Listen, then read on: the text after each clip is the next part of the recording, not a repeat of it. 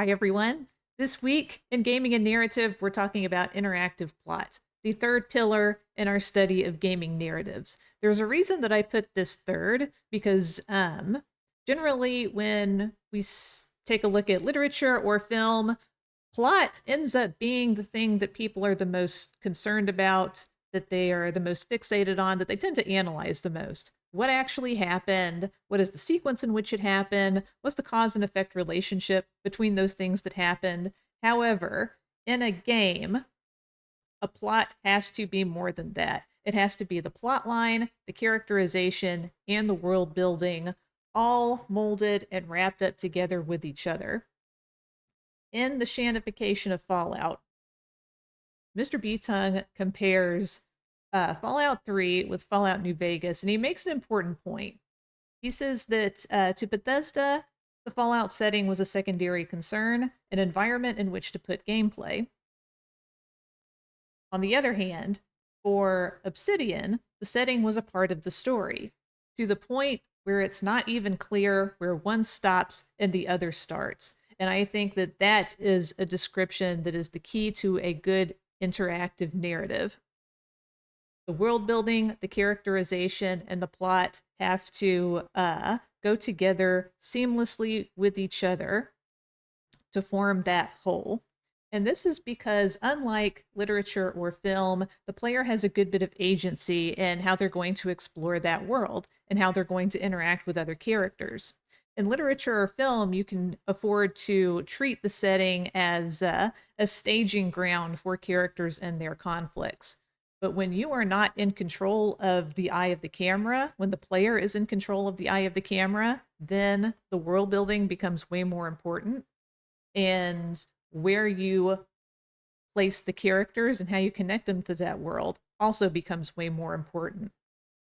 The world ends up becoming not just the stage on which the plot plays out, it becomes the story for the player. And that's why the three of them have to wrap themselves up together to form one coherent whole. I want to illustrate this specifically with interactive story games. I'm using that term because Amy Green does not like the term walking simulation, which is what this genre of games is called a lot of the time. So for the purposes of this discussion, we will say interactive story game. The way that Green defines that on page 167, she says these games have no side quests and no shooting, but may consist of moving the protagonist from one place to another within the digital environment as the sole means of progressing the story. She quotes Dan Pinchbeck, who was part of the production company that did Dear Esther and Everybody's Gone to the Rapture. Pinchbeck says, I think it's a strength of a narrative to not have to join all the dots. The best books throw away ideas left, right, and center that you never find out more about. It creates a sense of scale and mystery. And Green says it does not stand to reason that stories are more clearly and overtly the stories that more clearly and overtly detail their plots lack strength. And I would agree with that. But I would also say that it's not a defining feature of interactive story games that the plot needs to be overtly detailed. Interactive story games still have the freedom to let the narrative unfold slowly. Let the player come to it on their own. Let them explore some parts of the world before they really come to figure out and, in some sense, sort of decide for themselves what they're doing in that world and what they need to accomplish there. And this is something that an interactive story game can layer, can tease for the player, can guide them into putting together for themselves, even without side quests or an open world or the kind of things that you would see in a bigger game like Fallout New Vegas. And to illustrate that point, I would like for us to consider Firewatch, which is one of my favorite interactive story games. You play the character of Henry, who is running from his life right now. His wife has recently been diagnosed with early onset dementia, and he has had to put her in a care home And now he has taken this job as a Firewatch over the summer because he's struggling to cope with his inability to care for his wife, the disillusion of his marriage, the loss of the future that he thought he would have with her. He's struggling to come to terms with this new life that he has. He's struggling to grieve the old life that he thought he would have. And he's running away from it all. And he's taken this job as a Firewatch in Shoshone National Park. His main partner in this endeavor is his boss, Delilah. She's the character that we get to know the most. And I say, I'll put get to know in quotes. It's hard to read Delilah in a lot of ways. Delilah's his boss. We only get to interact with her over our walkie-talkie, over our radio. Delilah is very charismatic. She's got a great sense of humor. She's funny. She's witty. She's personable. She's also kind of dodgy in some ways. A little bit vague about her own past and her own life, which she tends to deflect with humor. She throws up a lot of red flags. That would be fine, except for the fact that over the course of these first few chapters of the story, bit by bit, we're starting to feel the darker parts of being so isolated here in this national park. On the one hand, Henry has come out here because of the isolation. He wants to get away from people, his family and friends, his life, his society. He wants the isolation in the woods. In that sense, it's sort of been a blessing for him in a lot of ways. However, we have started to see signs that isolation is not always all that good. It can be vaguely threatening. It can be a bit scary. And in the woods, where you don't see a whole lot of people, where people tend to do weird things that they wouldn't necessarily do in civilization, it's hard to sort of define yourself and define your relationship with other people.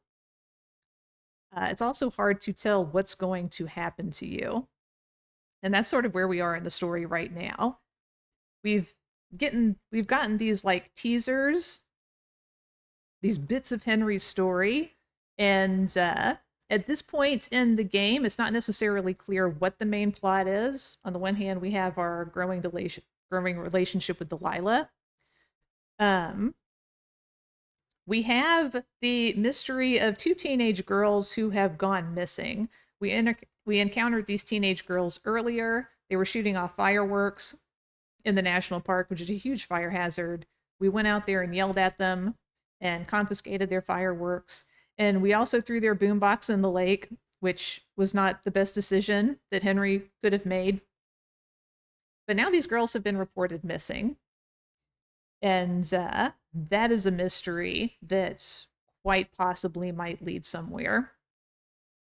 One thing we've learned about Delilah is that she says this several times in the course of this first part of the story, that weird things happen in the woods. People get squirrely out in the woods. So things that alarm Henry, Delilah doesn't seem all that concerned about, and it's hard to tell whether Delilah is blowing off something that she needs to pay more attention to, or if it's genuinely not that big of a deal. And out here isolated in this forest, where our only point of reference for our reality is Delilah, I mean, it can mess with Henry's head, and it can also mess with the player's head. At this point in the story, all of these threads are starting to come together and form the actual plot here. The themes of isolation, alienation, how to tell whether or not you know someone and know your environment. All of that is coming together in the real plot line. So we will take a look at this day to see how all of it comes together. Henry's going to go fishing, and Delilah's going to ask him to do a task. It's one fish, and I'm sick of all the stuff I got to eat. No, I won't tell anyone you're a poacher. That reminds me, I keep hearing reports from Fish and Game about a problem bear they're trying to keep tabs on. Can you search around the lake for fresh tracks and just let me know what you find? There was a crew burning fire lines out to the east, and, I think sometimes it riles up the wildlife. Huh. Problem bear? Fuck that. I am of the opinion that they are all problems. Come Nope, nope, nope. on, please. Nope, nope, nope. Ugh. Can't believe I'm gonna leave this planet as a pile of bear shit. Thank you, Henry. Yeah.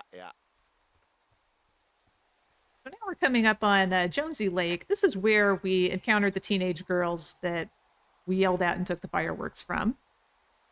And again, we have an example of the kind of pattern that we've been experiencing as a player throughout the game, where it's really hard to tell what we should be alarmed at and or what should we be concerned about and what is just like a normal day in the forest. So far, Delilah's been pretty convincing that all of the weird stuff that we've had to deal with so far is just a normal part of a Firewatch's job. It's just a normal part of dealing with the people who come to the national park. Weird stuff happens in the forest, and you just get used to it after a while, and it doesn't necessarily mean anything. So we've been sort of conditioned as a player to be a little disoriented in terms of how we read our reality. Henry is very inexperienced at this. This is his first summer as a Firewatch. Delilah's been doing this job for 15 or 20 years. So it's easy to rely on Delilah's expertise, but also it's not all that clear that we should. So that disorientation and that lack of confidence that Henry feels in saying, no, I think that this is really a problem. This is something that the player gets to experience as well. We get to feel that disorientation and the pros and the cons of the isolation, and the pros and the cons of sort of outsourcing our decision making to Delilah.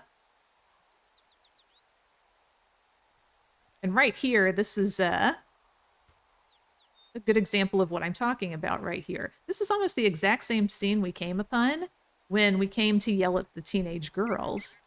They had a fire going, which they hadn't properly put out. You know, they had their fireworks, they had their booze. And here we see almost that exact same scene. We've already confiscated this stuff. And we'll save that for later. But the stuff is back, and it's not all that clear why. Confiscate these fireworks. On the one hand, these could also belong to the girls. They could have come back here before they went missing with more fireworks and more whiskey.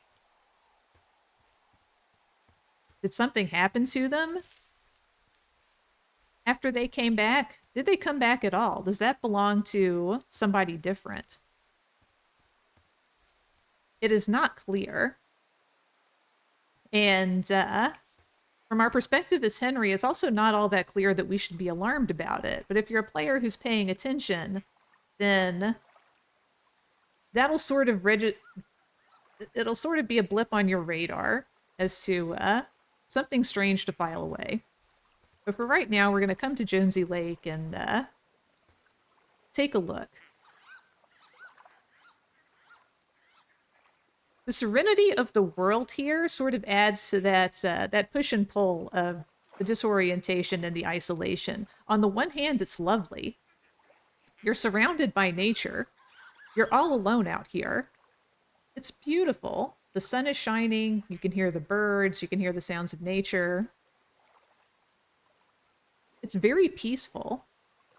But peace can hide a lot of stuff. Ark, what is this? Let's report the clipboard to Delilah. Someone left their clipboard out here. Huh. It could have been one of the Fish and Game folks. See if there's a name or a credential or something. I can call it in.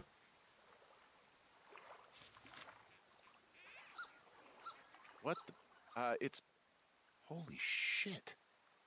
What's going on? You didn't actually find a bear, did you? Someone has written down what we said to each other, have been saying. That doesn't make any sense.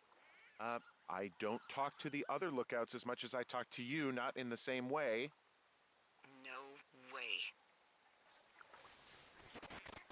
Wait, hold on. Something's out here. Henry? I'm worried. Yeah, me too. You didn't find and eat any mushrooms, did you? I mean, they can be fun, but also, devastating. Regardless, just let me know, okay, buckaroo?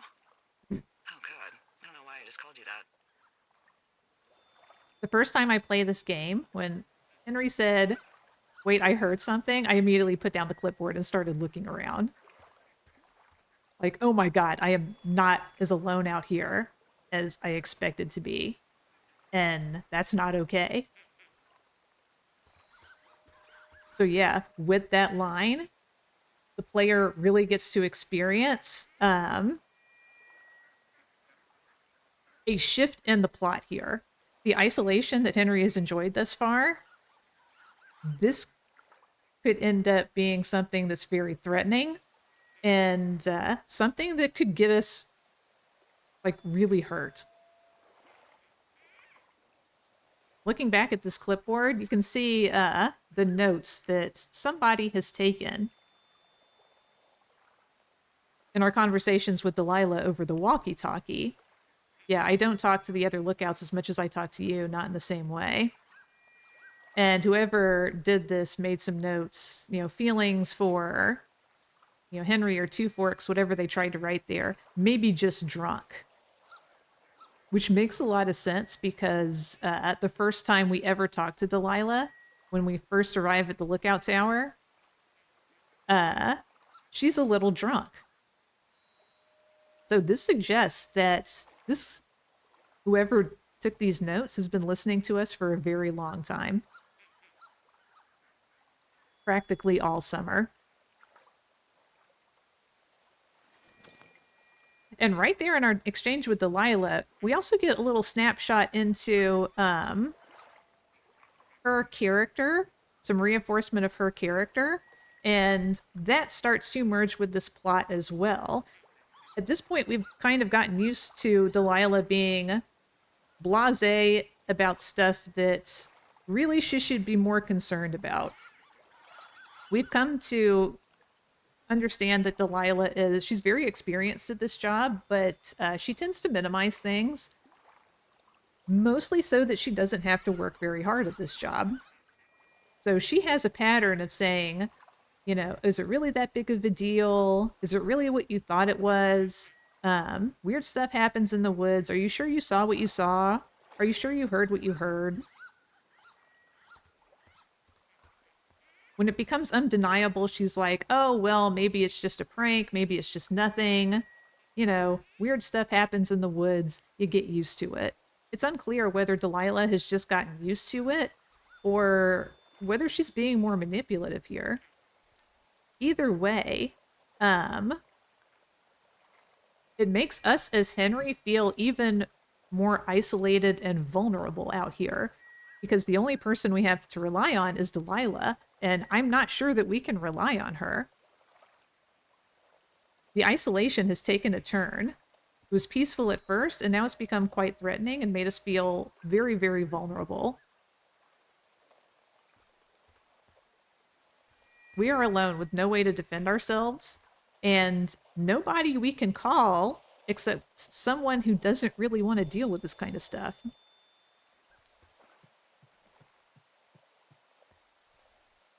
Now we find another clue. Somebody's been intercepting our signal.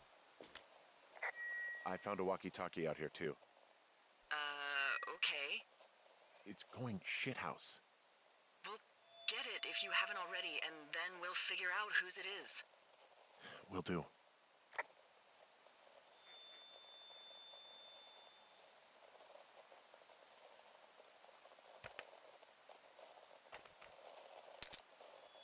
Oh, God!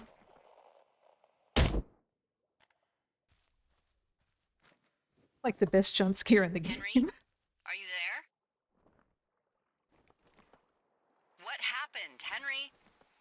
Got knocked out. Holy hell, I got hit in the head. Punched or something by someone. Are you serious? What the hell is going on out there? I don't know. No. Jesus Christ. Let me get this straight. You found a clipboard with, what, transcripts of our conversations? What else is on it? I don't know. It's gone, along with the radio of theirs. Somebody out here could have just killed me, Delilah. What the fuck is going on? What's I don't know. Wapiti Station? I don't know. I saw the name Wapiti Station right before I was cold cocked. Does Wapiti Station mean anything to you? Wapiti Meadow. Maybe it's Wapiti Meadow. It's on our maps. It's not too far from where you are right now. It's north of the lake. It looks like there should be a trail somewhere on the north shore of Jonesy Lake. I'll start hiking that way now. God damn it, my head. Are you sure you saw what you saw, Henry? Maybe you pissed off some more campers and they came back to sucker punch you. What even, woman? I know what I saw. This just Why seems would like I make this like a up? misunderstanding or something. Let's go with I know what I Are you saw. actually attacked? Look, I know what I saw. Hey, it was our words with initials for our names, H and D, clear as day. And you've been feeling okay? I feel fine. Okay, I'm sorry. I believe you, but that conversation was from 2 weeks ago. I know they were. So what's to say that they don't have transcripts from 3, 4, or 5 weeks ago? Our entire relationship, friendship, our whole summer. Someone is out here with a walkie-talkie taking notes and talking to God knows who. What's going on? What the hell do you think is going on at this place? Apparently a lot of following you around taking notes, which is unfucking believable, Henry. Yeah, you're telling me. All right, I'm on my way to Wapiti Meadow. I'll let you know what I find. Okay. There's got to be a reasonable explanation. Also, I'm gonna call around and see if anyone's had anything weird happen to them or seemed spooked. I don't want to make this bigger than it is yet, you know? Yeah, understood. Yeah, okay. Hike safe. Woo! So at that moment, world, character, plot, they all come together to form the interactive plot that's going to drive this game. Up until now, it's been messing around with Delilah, having some weird things happen, and having Delilah minimize them or blow them off. Yeah, that's what happens in the woods. Oh, sometimes people go missing. Yeah, that's sad. We try to find them. But it's a hazard of being out in the woods. Yeah, sometimes you see creepy people who have gone a little bit squirrely in the woods. Yeah, sometimes you find the remnants of other people's campsites. And people just leave stuff behind. But now we have actually been attacked. And it's clear that things that we could blow off as, just the things that happen in the forest, there's something else going on here, and it involves us. Specifically, it involves us being hunted in some way. The scary part about this is that they haven't really done anything so far. Until we got whacked in the head just now. And that was more because we found the radio and the clipboard than anything else. Or at least that's what it looks like. But there is someone out there who knows all of our conversations with Delilah.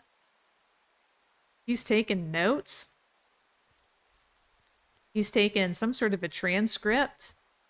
He has thoughts on what we've said. He seems to know us pretty well, but we have no idea who this person is or what they want with this information. And we also get some seeds of doubt about Delilah planted in our heads if we didn't have that already. Full disclosure, I don't like Delilah. I mean, I love her as a character, but I don't like her as a person. I think she's shady. I think she's manipulative. And that last conversation right there is a good illustration of why. Her reaction is always to minimize, deny, ask you if you really saw what you saw, like question your version of reality. And it's not very helpful at all. And at worst, it's kind of gaslighty. So this is something that makes me very, very suspicious of Delilah and makes me really reluctant to trust her or work with her or be transparent with her, which is even more disorienting and even more scary because she's the only person we have to work with. So, yeah, here is where the rubber meets the road in Firewatch. Here is where the characters, the world, first and foremost, and the plot of this story, now they've all intertwined with each other. Now they've gotten woven together. They have come together almost like a rope that is going to guide us and pull us through the rest of the story. So, I am going to go check out Wapiti Meadow. Happy gaming, everybody. Thank you for watching, and I'll see you later.